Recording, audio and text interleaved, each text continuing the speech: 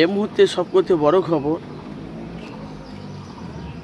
এসেছি আপনাদের কাছে গুরুত্বপূর্ণ কিছু আলোচনা নিয়ে। তো ভাইজান, আইএসএফ দলটাকে নিয়ে আপনাদের কাছে বাস্তবটা আমি তুলে ধরব।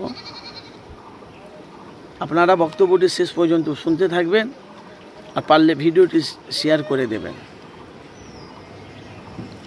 রীতিমতন সোশ্যাল মিডিয়া আপনারা দেখতে পাচ্ছেন যে আইএসএফ দলটা বাংলাতে এত বাড়ছে।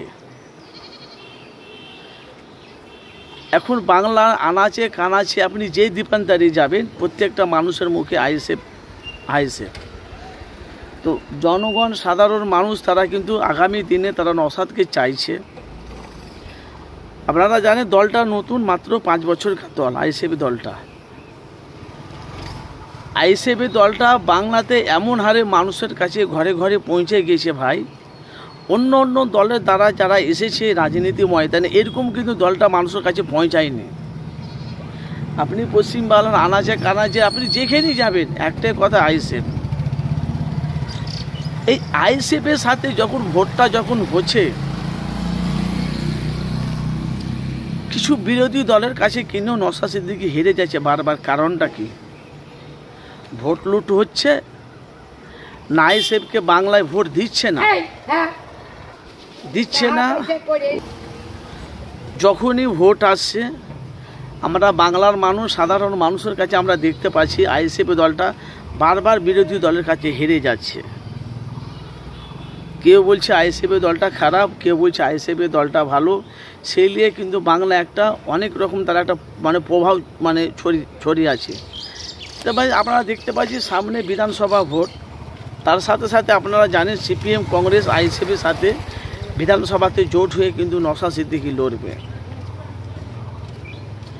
তো ভাইজান, বাংলার মানুষ তারা চাইছে যে বামফ্রন্ট সিপিএমের সাথে যদি আইএসএফ জোটটা করে, আমার মনে আইএসএফের রেজাল্টটা ভালো হওয়ার সম্ভাবনাটা বেশি আছে।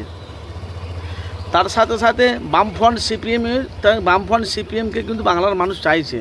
তাহলে আইএসএফ আর বামফ্রন্ট সিপিএম যদি জোট হয়, তার সাথে যদি কংগ্রেসের জোট হয়, আমার মনে হয় আইএসএফের দলটা 294টি সিটের মধ্যে কম করে না হলেও কিছু কম বেশি তারা সিট পাওয়ার সম্ভাবনাটা আছে। তার সাথে সাথে আমরা বাংলাতে আমরা দেখতে পাচ্ছি আইএসএফের দলটা যদি বাংলাতে যদি একাই লড়ে, আমার মনে হয় আইএসএফ দলটা সিট পাবে কি না পাবে বলতে পারবো না। কিন্তু আমরা যা দেখতে পাচ্ছি আইএসএফের বাংলায় আইএসএফের যে দলটা বাংলায় যে এত মানুষের কাছে পৌঁছে গেছে সীমানার বাইরে, সেইটা নিয়ে আপনাদের কাছে এসেছি আমি মানুষের কাছে বাস্তবটা তুলে ধরা যায়।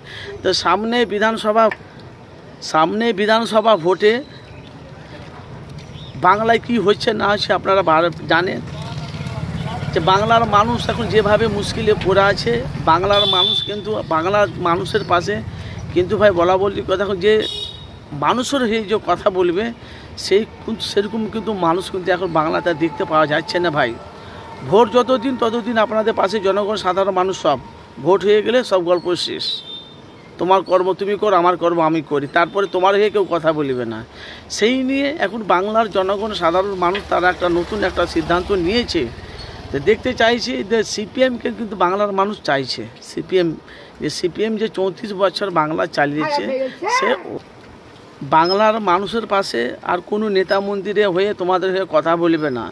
এবার বাংলার মানুষ 2026-এ তারা উচিত জবাব দেবে বিরোধী দলদের। আপনারা জানেন যারা যে হারে মুসলমানের উপরে যে টর্চার অত্যাচার হচ্ছে, সেই নিয়ে কিন্তু আইএসএফ বাংলায় একটা জোট চাইছে। ভাই দেখেন বাংলার মানুষ, জনগণ, সাধারণ মানুষ কাকে চাইছে না চাইছে বিধানসভাতে আপনারা বুঝতে পারবেন। তো সবাই কিন্তু তারা বামফ্রন্টকে চাইছে। তারা অনেক মানুষ তারা বলছে তৃণমূলই থাকবে। তো তৃণমূল মুখ্যমন্ত্রী মমতা বন্দ্যোপাধ্যায় উনি থাকবে, 20 থেকে 25 বছর এখনও বাংলায় থাকবে মুখ্যমন্ত্রী হিসাবে। তবু বাংলার মানুষ তার সিপিএম পার্টিটাকে চাইছে, যে পার্টিটা ডুবে গেছে, তার সাথে সাথে আইএসএফ জোট দিচ্ছে। তো আপনাদের মতামত জানাবেন 2026 থেকে 294টি সিটের মধ্যে এরা কয়টা সিট পাবে, আপনাদের মতামত জানাবেন। আইএসএফ একার লড়লে কয়টা সিট পাবে, আপনাদের মতামত আপনারা অবশ্যই জানাবেন।